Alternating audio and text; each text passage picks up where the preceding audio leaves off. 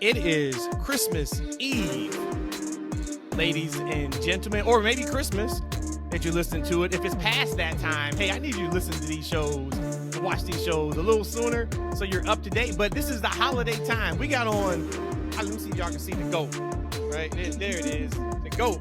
He's got his, you know what I'm saying? Like, I'm here with the bell, like Santa Claus coming tonight. It's New Year's Eve, or Christmas Eve. We got New Year's Eve next week. Welcome to the TFW podcast. This is part one of the Best of series. We have 6 categories today. Put them on X, had a link on YouTube this week. If by chance you missed your opportunity to vote, don't do it again. All right, we are doing part 2 this upcoming Wednesday on the show. So make sure if you missed your opportunity to vote on these categories, do it. We'll probably put them up maybe on like Monday or Tuesday, the actual part 2 categories. All right, so follow us on Twitter if you haven't. That's F&W. On YouTube, that's Freaking Wrestling. It is there for you to consume and to also collaborate and all that kind of good stuff. Rhodesia, Eshaun, Yes. I got a question for you guys. Like I said, today is Christmas Eve. Santa Claus is coming to town tonight, coming down that chimney. If you guys had one gift that you could ask for from WWE and AEW to have up under that Christmas tree for the following year, what gift would you ask for? From each of them individually? Yes. Or doesn't matter? Okay. WWE, much cheaper WrestleMania tickets, because I think I know how this is about to play out. AEW, it seems like they're actually giving my wish early. It seems like they're kind of clearing house. That's kind of some rumors going out. So just, I guess, stay on the par of cleaning house to be the best productive show that you can be. Get new people in there with new insight. So yeah, they let me open my present up a little early. Got it. It was like December 22nd here. You know, you've been a good girl all year. Go ahead and open up one gift. I got you. We've all seen that before. You know, before I give my answer, I just want to acknowledge a couple of things. You know, the team decided to clean up on today's pod. Got Rhodesia looking beautiful. Matt got his awesome sweater on. Got the beard looking extra fresh. And they said, "Hey, why don't you got a Christmas sweater on?" I said, "I don't own one." See, I'm a thug from the mean streets of Detroit. We didn't do that back in my day. I don't know how to live that way. So apologies for, you know, living that rough lifestyle. But to answer the question, WWE, I need a Cody run with the World Undisputed Championship. I need that. That's what I need this year under my Christmas tree. For AEW, you know, as Rhodesia said, there's some shakeups happening in the AEW front office. And it was funny, you know, Matt wrote on Twitter, he said, you know, there's been some opportunity with the live attendance, things of that nature. I said, you know, there's also been some opportunity with AEW Creative. So I hope that the head of that department is also wrapping up this year as well. And we get a new creative team and or head of director for AEW Creative. That would be awesome. Now, if I can get some new creative to make that show coherent and match the wrestling output, it'd be a great year for 2024. I said, and see, also to show you how hood I am, I didn't say 2024. I said 2024. Anywho, mine's is for WWE is let the talent be talented. Let them do what they need to do. There was word that came out, Samantha Irvin, which is one of the GOATs when it comes to ring announcing, had to pull back from how she said Chelsea Green because somebody in higher ups decided, I think it was too much about her, which it wasn't. It's about putting over the talent.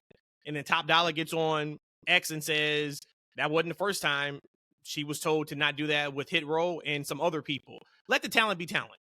And you guys have the best talent in the world. Let them do what they got to do. So that's it for WWE. For AEW, and it's kind of like you guys ever had when you were younger, like the combo gift where it was like the gift and then on the top of that gift is like a little small box. Typically it was like batteries or something.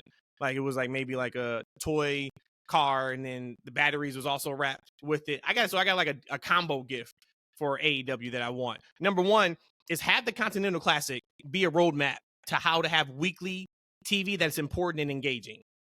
They've really done a really nice job over the last 2 weeks with their TV being focused on things that we care about and having matches that matter. And the other one for me, and this is the little small box, is figure out your identity and attack it like hell. Whatever your identity is going to be going forward. If you want to be sports centric, if you want to be over the top, whatever that is, do it and just be singular focused on that. And I think that 2024 will be a great year for AEW. So, No, like I said, I got potentially a hot take. yes. My first bad take actually of the year. I wasn't a fan of the way Samantha said Chelsea Green, to be honest with you. Dang. Well, maybe you were the higher up that shut it down. Probably. Because there you go. All right, guys, let's get into it. We got 6 categories. All right. We have 6 of these bad babies. E, I'm going to throw it to you, of course, to start with best run in. If you guys were not following along on X over the last few days, we have best run in category, which of course is the best run in that's happened last year. We have best at getting people to break character. We have biggest surprise of the year. We have best PLE or pay-per-view of the year. And then we have best storyline of the year. So those are the 6 categories we'll be doing today. And then I may give you guys a sneak peek on part 2 of what we're going to be doing at the end of this episode. Eshaun, I'm going to throw it to you, my good man. Best run-in of the year. Nominees and then the winner via the X poll that we had. All right, guys. So for our first award, running in of the year, we have 4 nominees. Solo attacks Cody at WrestleMania 31. Carlito Savio run in at Backlash 2023. Io Sky cash in Money in the Bank this year. Hangman runs in and saves the Elite on Dynamite. Guys, as voted by the staff and friends and fans of our show, the winner is Io Sky cashing in and Money in the Bank. Very Yay. nice. What was the percent on that one? 50%. Wow. 50% Whoa. of our Wow. friends and fans of the show voted for this specific one. Now, guys, I didn't vote for this one. No, I don't think I even put it as a nominee. I think I might have went with the Hangman and the Elite on this one. Okay. And I may have done that because I felt like I had to throw AEW a bone, but that was actually a very nice moment this year for me from a story standpoint. You know, something that they had been building towards for years, right? They had this animosity towards each other. Finally, Hangman reunites with his friends, reunites with the Elite. I thought it was an awesome moment on TV. Rhodesia, ladies second. Who did you vote for and why? I went with Io Sky to win, but real quick on the Hangman and to save the Elite, that would have been my second. But when first off, when the whole thing went down, it was like, well, Bianca's not about to lose. She's going to win her title back. But she won. We were like, oh, yeah. And then Io comes out and cashes in. Like, it was just like your heart kind of stopped. And you're like, hold on, what all just happened here? Bianca kind of got like robbed again. So it was just so much more emotions and excitement. And we were live there too. So for me, I had to go with Io Sky. But man, the Hangman and saving the Elite, that was a long time coming. Yeah, I did EO. It was time, like EO was crowned. And I've been such a huge supporter of EO since NXT, and she was on the main roster, the year before at SummerSlam. So it was like a full circle moment for her to be able to get that championship. And she got a major reaction in the building for that. So that was mine. And then what was, so that was 50%. 26% was Carlito and Savio at Backlash, which that would have been number 1 if it wasn't for EO, for me, because we got like a double dip. And for that to be in Puerto Rico and that response and reaction, they reacted like it was Rock and Austin coming out there. So that was excellent. Solo attacks Cody was 13% of the vote. And then Hangman Saves the Elite was actually last at 11%. But far and away, the 2 tops were EO and Carlito and Savio, which is good business. Good business. And see, I wasn't familiar with Savio, so that probably didn't hit me as much as it probably would have. But for sure, that was just a moment. Just all of Backlash was a moment. So we'll probably get to that soon. For sure. Alrighty. Are we ready to go for our next category? Get it on. What you got? This was actually one that I was really excited about. I was trying to put over before. We have the best at getting people to break character. So in this category, we've seen it on TV. They do themselves. The talent be talented. And then people break character. So our nominees is Matt Riddle, Tony Storm, R. Trizzle, and Tozawa. And coming in by a landslide. Landslide. Mr. R. Truth.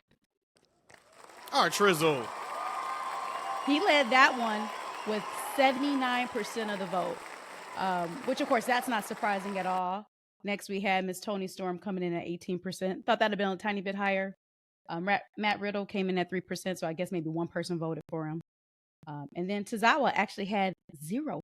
I just knew that he would have. But then someone brought up a point that Not somebody. if you're in that segment, me.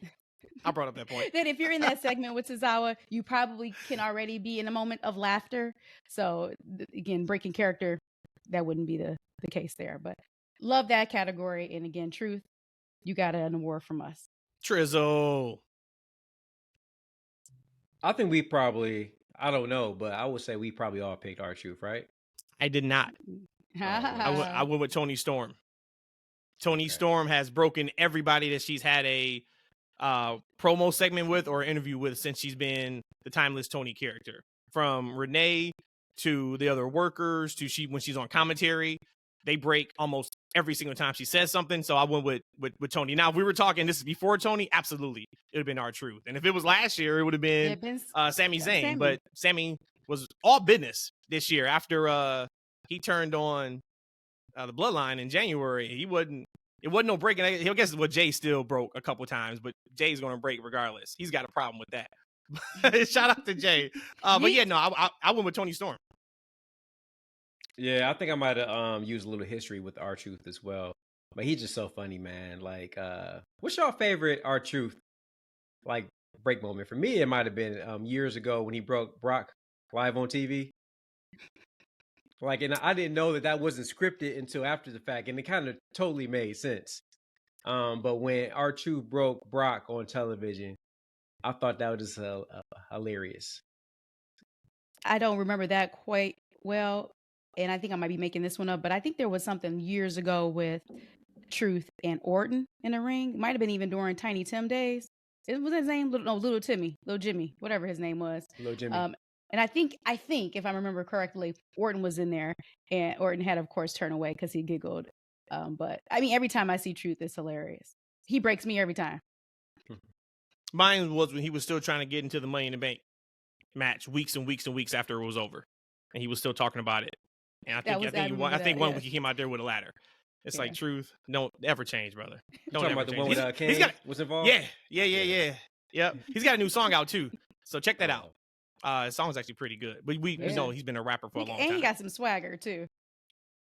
So I never was into R-Truth and his rapping, unfortunately. This song you may be into because it's not like a hardcore hip hop song. He's got some melodies and it's like hip hop and R&B. No, remember he's hardcore he's a thug from Detroit. Maybe he won't though. You gotta remember that. That's what he said. I'm about that trick. You know what I'm talking about. Y'all know what I'm talking about up in there. What up, though? You know what I'm talking about. Next up, biggest surprise of the year. Ooh. Yes, right, this guys. one is. I think we already know without even giving the category or the nominees, but it has to be a category, right? Eshaun, give us to us, please. All right, guys. Biggest surprise of the year. The nominees are CM Punk returns to WWE. Edge is all elite. Roman Reigns beats Cody Rhodes at WrestleMania 39. Lastly, Vince selling the WWE. And guys, the winner is, with 61% of the votes, CM Punk returns to WWE after almost 10 years. Wow. That was big for me because I don't think I believed it until I saw it. Like they've been denying it, leading up into his actual return. I thought there was no way in hell. I mean, maybe CM Punk had too much baggage, maybe too much was done that could not be undone. But I forgot that this is the wrestling business. Never say never. And when there's business to be had, you, like as Matt just said, you never say never. So for me, that was a huge surprise. It was a great moment. What say you, Rhodesia? Even though I wanted to vote for my favorite wrestler of all time, I just couldn't do it.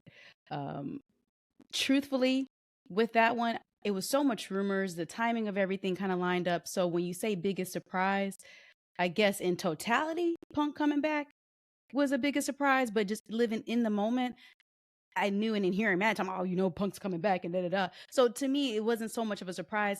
I would have almost said Roman beating Cody because I just knew they were about to give it to Cody. But honestly, I thought they would have to pull WWE from Vince's dead corpse. I would not have thought that he would have sold the company. So I actually voted for Vince selling WWE. And that came in third at 14%. So like he said, Punk returns to WWE was 61% of the vote. Roman beating Cody at Mania was 19% of the vote. And then Edge is All Elite is 6%. And I think if you look at like the numbers, I think the people that voted also voted based upon impact of the surprise, because I'm all about like, hey, rewind a year ago. So if we were sitting here December 24th, 2022, and if you take out the CM Punk return to WWE, because I'm sure there were a ton of people who thought that would never happen 9 years ago, 8 years ago, 7 years ago, 6 years ago, et cetera, et cetera. Edge's All Elite would probably be much, much higher.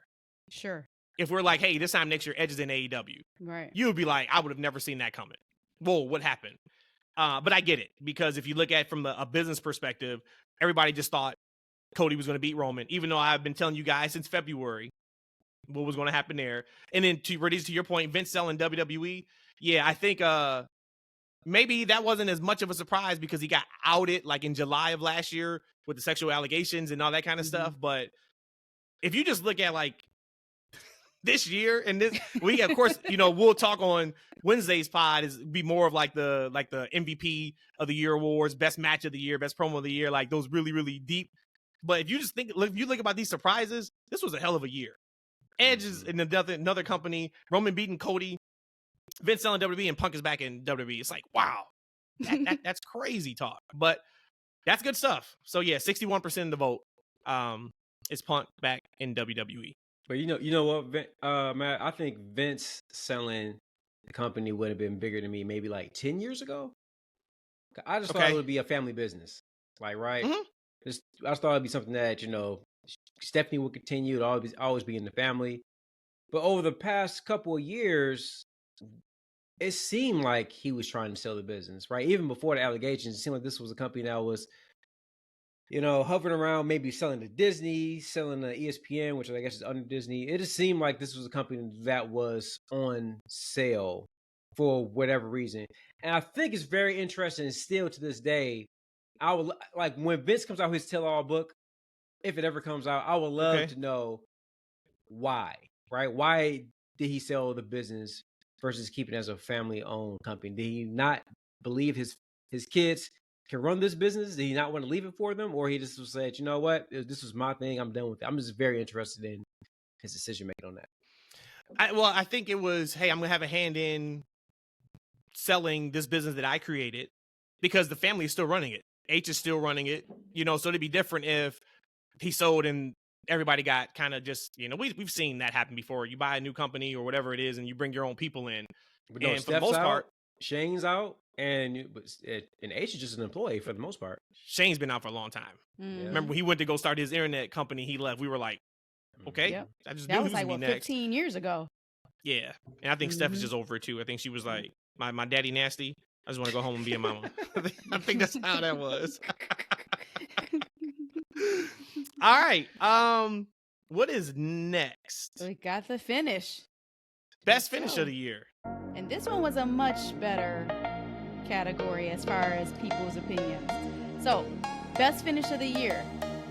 We have Swerve hanging the Hangman, Roman beating Cody, MJF beating Bryan Danielson, and Jey Uso pinning Roman.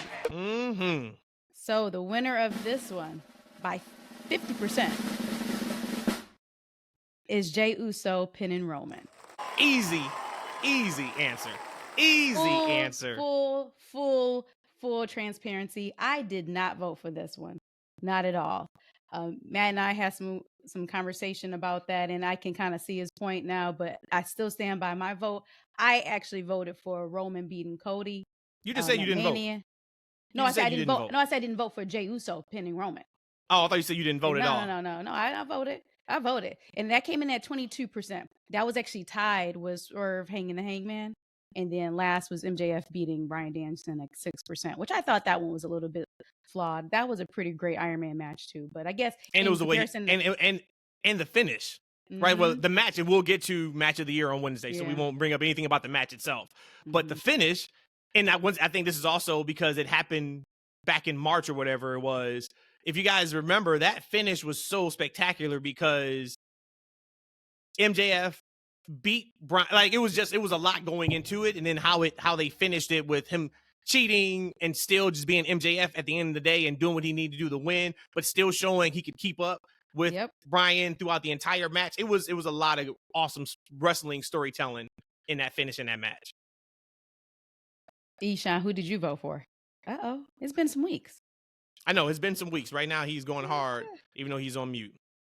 Yeah, you gotta respect it though. It's been about a month or so. So hard in the paint. So I went off mute and immediately had to sniffle. Yeah, I actually went with Jey beating Roman. I was really surprised by that. I don't know if I even saw it coming.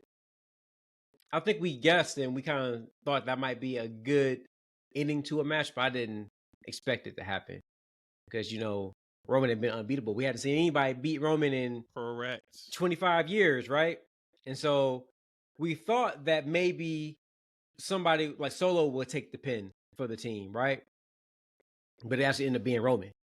Roman took that pin and he took it clean. Clean.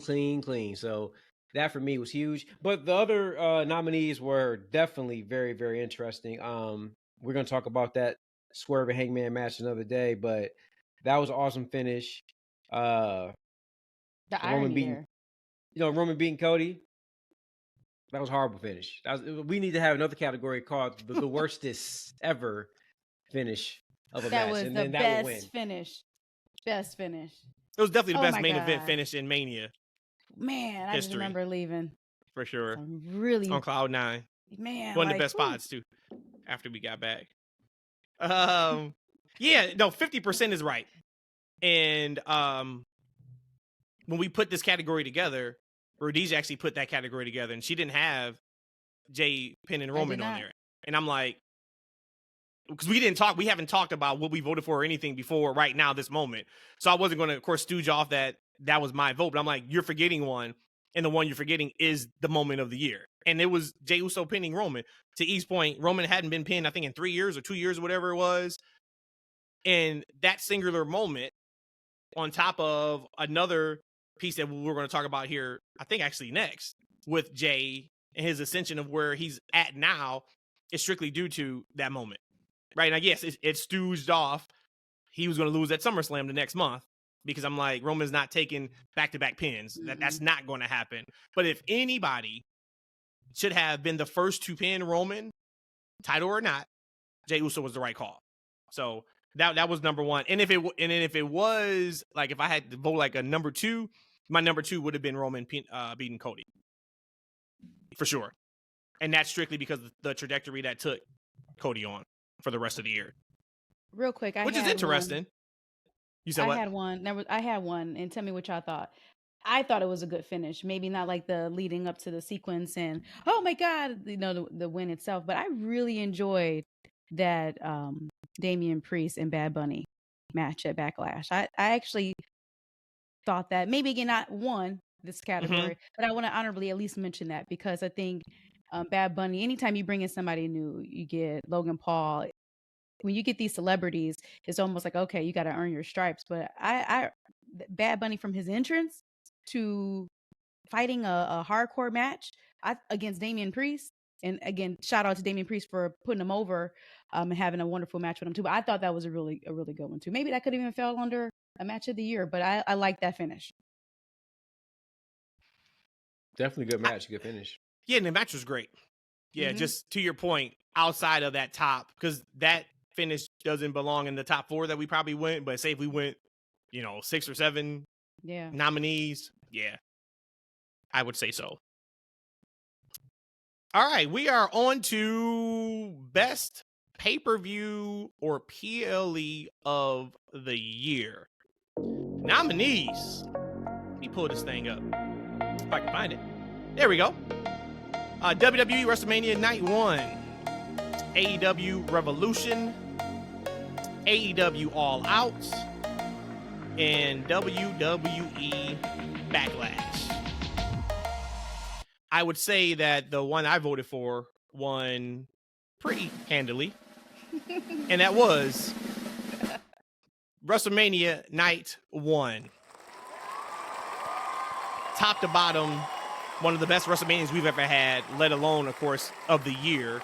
If you're, taking out WrestleManias or look at all the other pay-per-views. But that show, we had so much. We had, of course, the crowning of Kevin Owens and Sami Zayn as tag champs in the main event. First tag match to ever main event WrestleMania for the titles.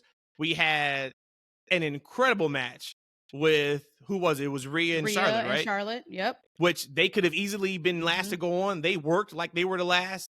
They rocked it.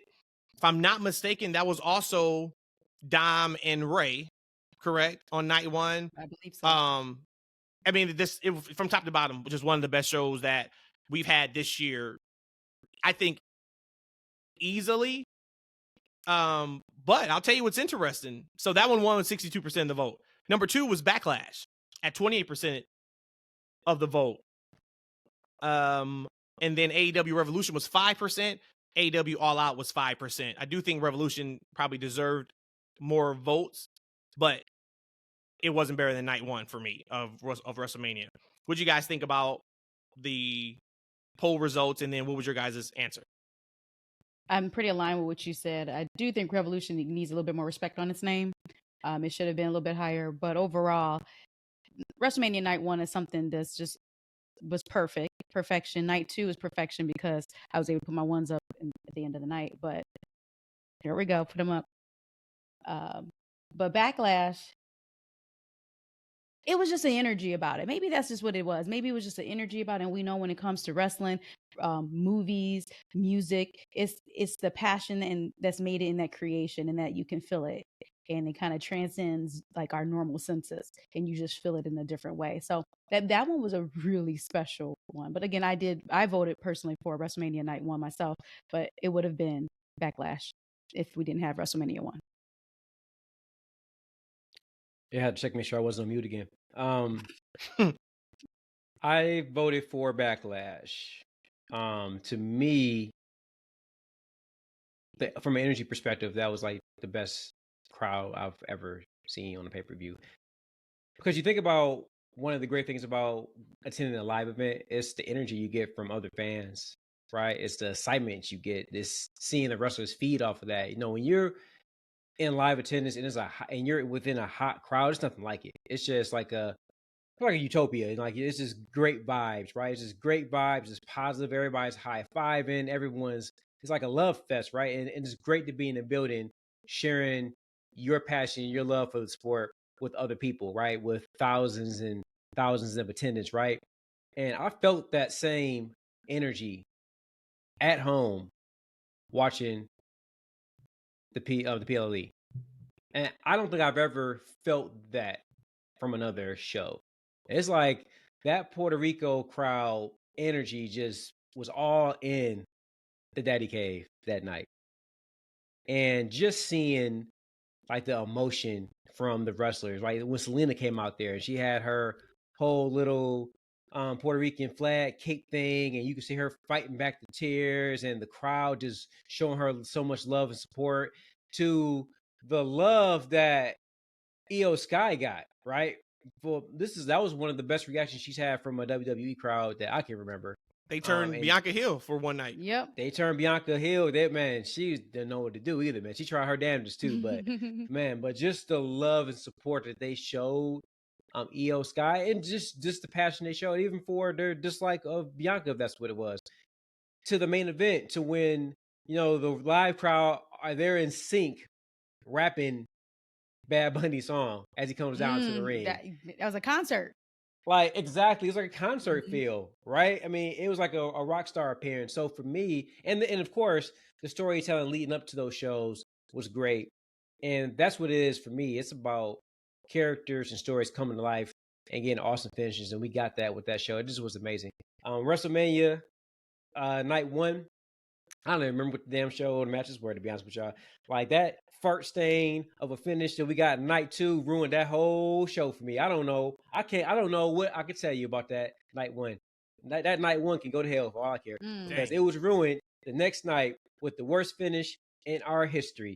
And so then, best thing that ever happened to Cody. Yep. And then the worst thing that ever happened to Roman and SmackDown, because that storyline and that thing just went downhill ever since he left. So, but you can't say that, because you did agree that the best finish of the year was Jey Uso pinning Roman. That happened after WrestleMania. If he would have lost to Cody, that would not have been the best finish. See, so it's the yin and the yang. Yin and the yang. I do want to shout out Eric, our guy, Mr. Mom 76, a friend of the show, of course. He said Backlash was the best PLE pay-per-view for 3 reasons. 1, the pop EO got from the split, essentially making Bianca the heel, which is hilarious. We just said that. Number 2, Zillian's reaction to the crowd. And then number 3, Bad Bunny's entrance. We didn't do a best entrance of the year award because I feel like it would be 100% to 0% across the board. Bad Bunny had, in my opinion, the best wrestling entrance in the history of professional wrestling that night. Even more over Ray or Dominic? I wasn't there to see their entrance. Yes, I was getting because that was good because too. that's wrestling. Okay. Fantastic entrance. You could maybe even put Roman's entrance at Mania up there with the entire band and just that final boss feel of, but if that's wrestling. Because I'm so much into music, I've never seen a crowd react to the music like that. We've never heard before people started singing. Because remember, think about it. At this time, I don't think Cody's whole song was being sung. Right? Everybody did the whoa, but that really wasn't the thing. You know, like singing the entire lyrics. So for him to come out, which is his song, right? Like, it is not a wrestling song. It was banging, it is his too. song. And for that place to go up the way it went up, man, Jesus. Like, wow. It's like when you said it was like a concert, right? It gave you a concert feel on a wrestling show.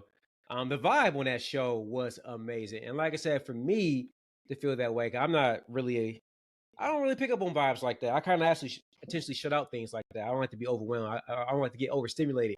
But man, that night I was stimulated, man. I was like on the edge of my chair. Stimulated. And if anybody knows me, like, that is very rare for me to get that excited in the moment about anything. So that's just a great show. Yep, it was. Very, very, very much so. All right, our last category, right? No, I thought for today, best storyline of the year. Best storyline of the year. Let me put this thing up.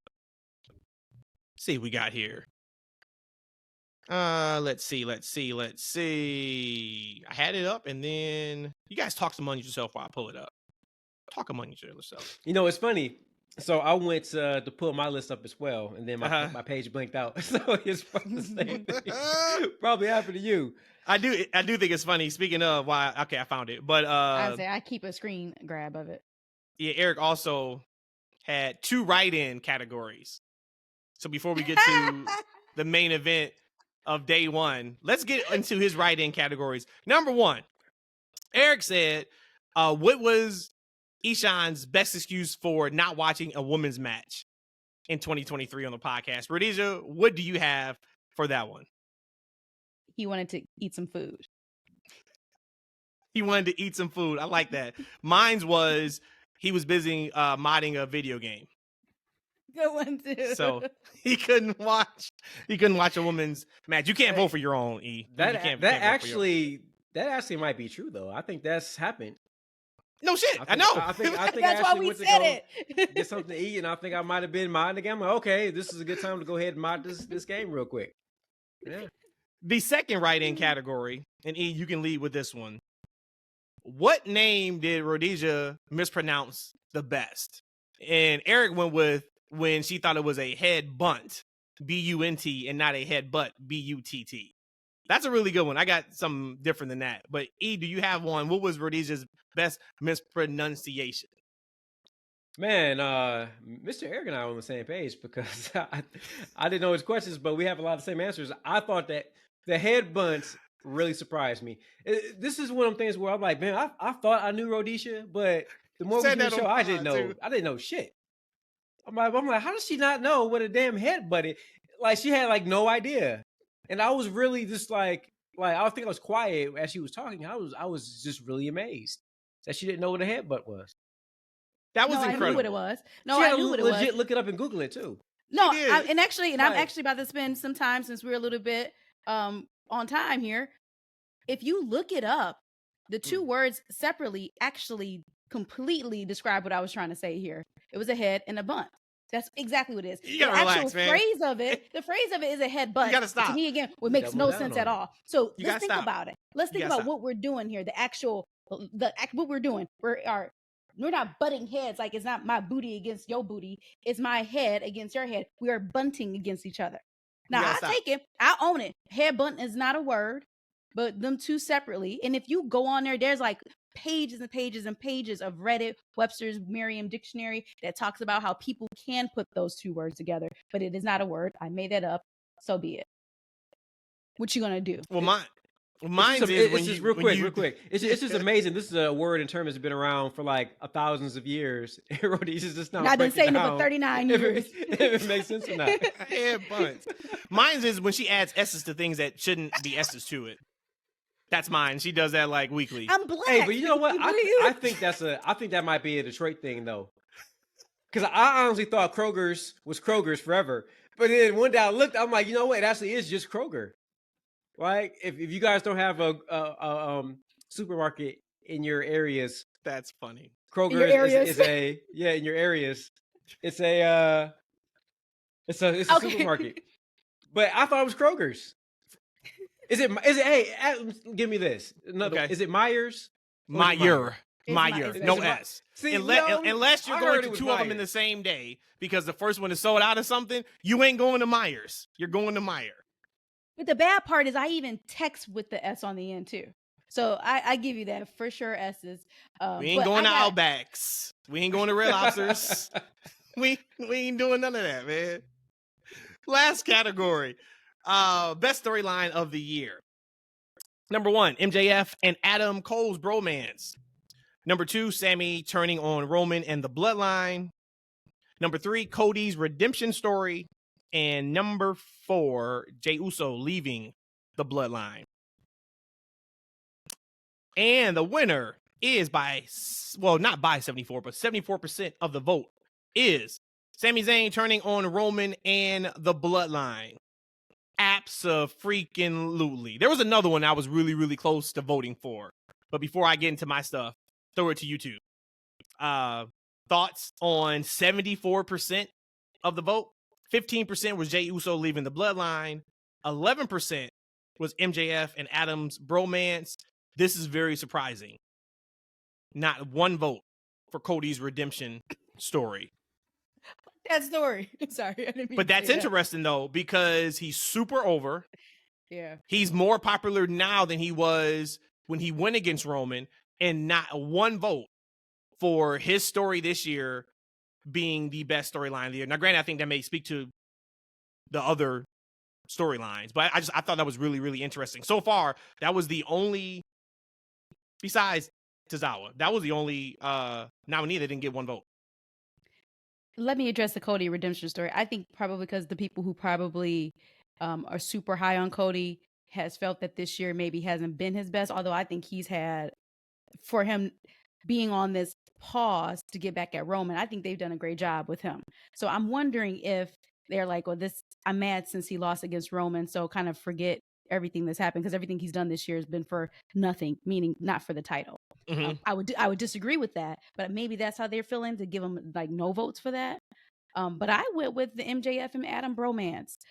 Those first few video packages was some of the best cinematic wrestling Mhm. production that I've seen. The emotions, and even to now, yes, people can say the double storyline right now is a little convoluted, but just overall, one, it's been pretty much the whole year too. But for me, that hit at emotions, the friendship. This is the first time that MJF ever had a friend. Just all of that wrapped up into one. He went beyond wrestling, and it was about him as a person as well too. And he had a face turn in there. So all of that to me was what I voted for as the best storyline of the year. Before E starts talking again, he's on mute. Because he is on mute. I'll retort. Just say, yes, that was AEW's best storyline by far of the year.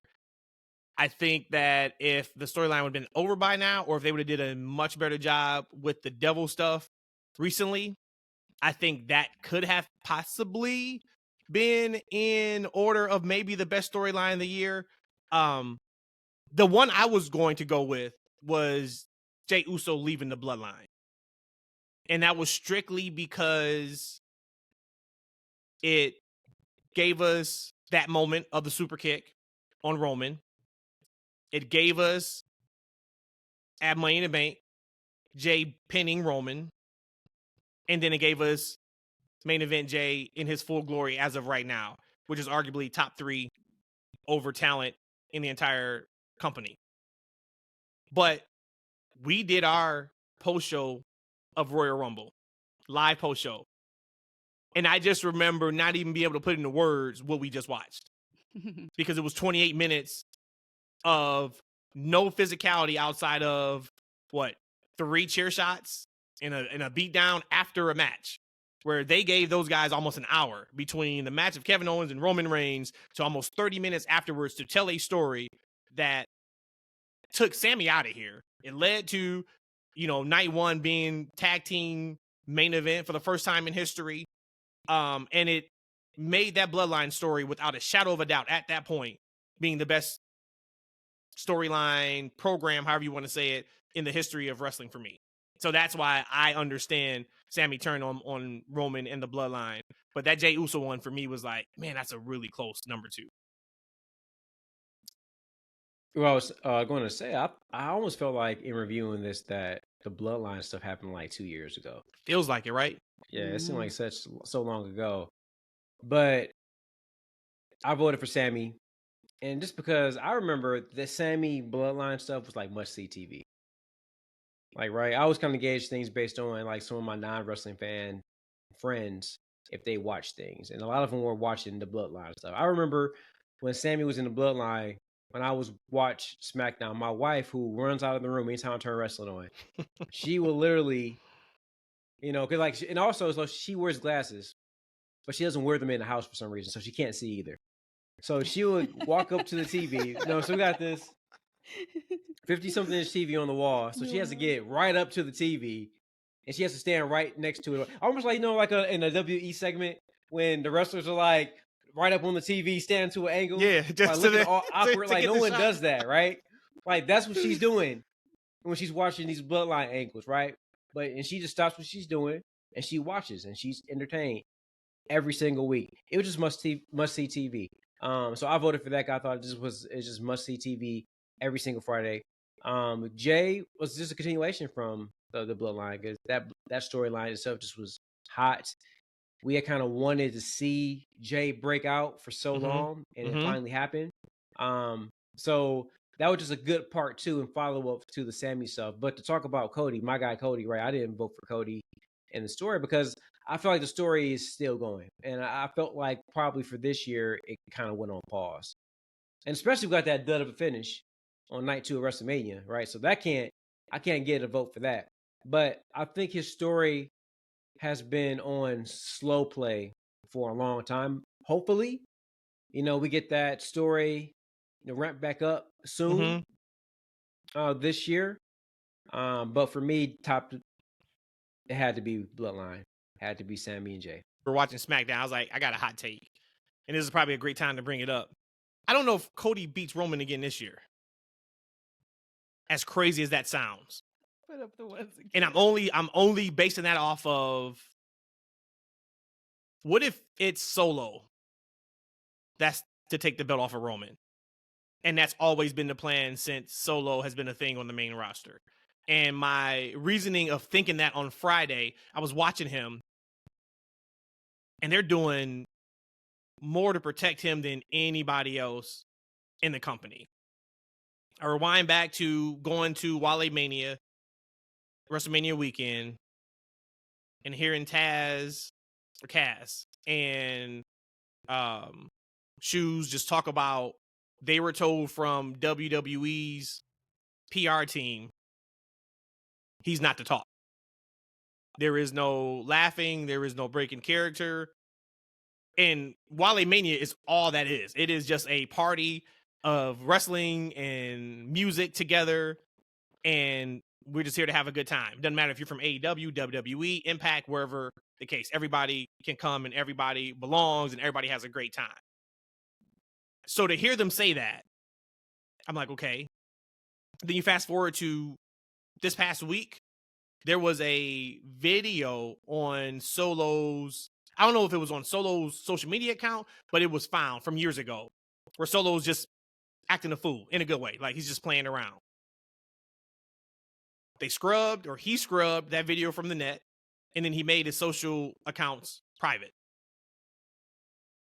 That's a lot of work for protecting a personality where we all know this is entertainment.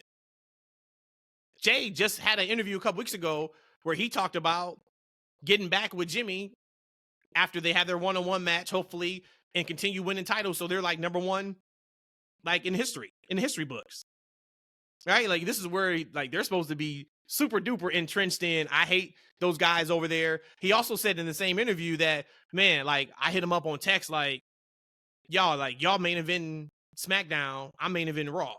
Like our family is like doing it. I just think it's really, really interesting. So I just kind of wanted to throw that out there because I can see a world where it has to be done right, though, that Cody doesn't finish the story again in April. When you said him not finishing the story and I put my ones up, proceeded to do that, I thought that was purely because I want Roman to beat Hogan's record. I do. I think that's the other thing, too. So that's the only way to get there is for him to beat Cody. Again, assuming that's what they're going to build for, Cody going at him at Mania. I do hope they protect Cody because I do like the guy and I think he is great for business. Fans of him, great for kids. The point about Solo, so I'm just trying to think through, like, not calling them animals in any way, but when you talk about the head of the table, the head of the pack, they're usually the strongest person because if someone wants a challenge, they can now get attacked. You look at Jimmy and Jay, they're 10, 12 years older than Solo.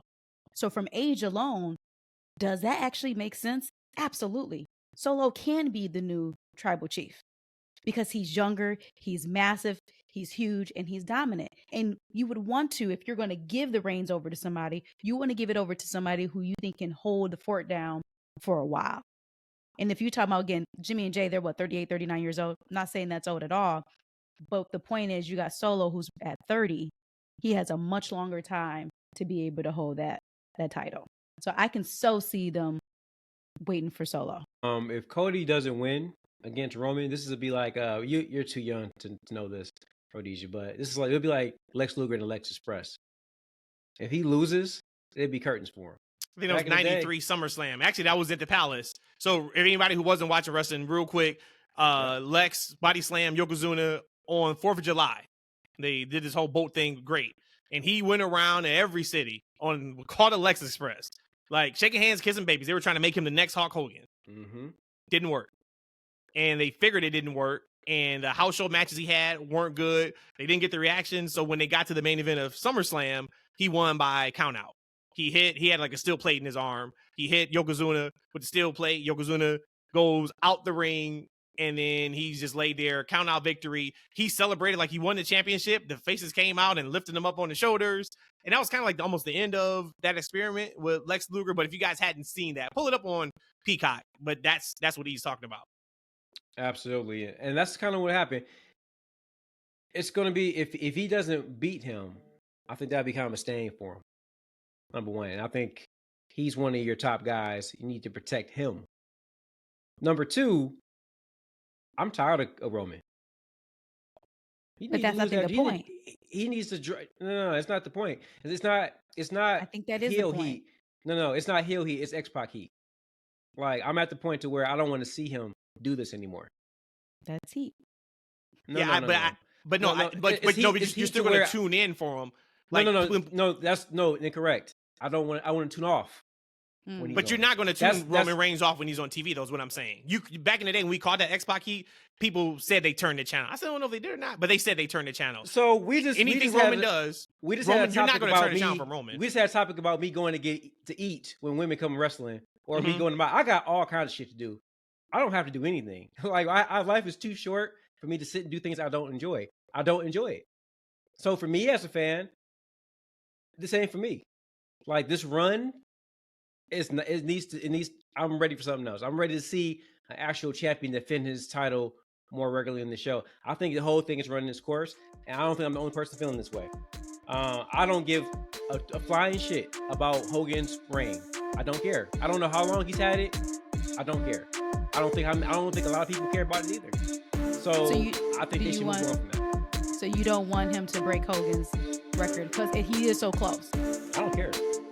But it's crazy. We're saying he's close. He's 9 months away. He's not close. He's close on his pace of working 3 matches a year. But in our pace, that's like 4 major pay-per-views. That ain't close at all.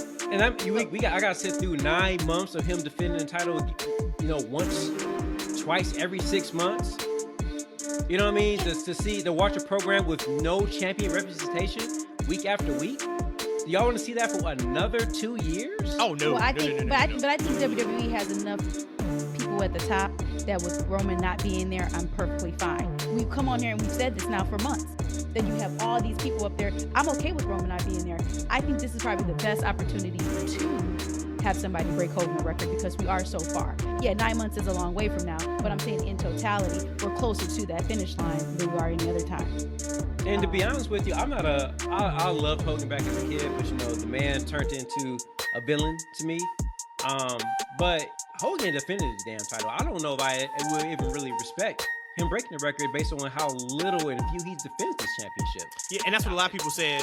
So, when this whole thing started a couple weeks ago, and we can end on this, but that's what they kind of said was, yeah, a lot of the title defenses for Hogan was on house shows that we didn't see, but Hogan worked every major pay-per-view. Now, granted, that was only like 3 or 4 a year, but they were big deals, and wrestling was completely different. Now, when you have Seth, who is wrestling as many times he is, Cody, I think, wrestled 132 matches or something this year. And Roman has made it a point he's done enough to where he should be on that part-time schedule.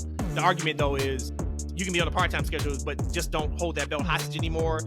Because I think that if you go to September, okay, now Roman's number 1 in the record books. I'm not sure that's worth stunning Cody's popularity. Exactly. And Solo, they have to, last thing about Solo, I'm all about Solo, but I don't know if they can get him where he needs to be in 9 months so he can stand on equal footing with a Roman, right? Versus what they can do with Cody right now.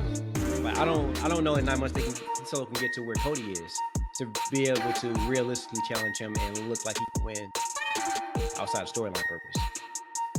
One last comment on Cody.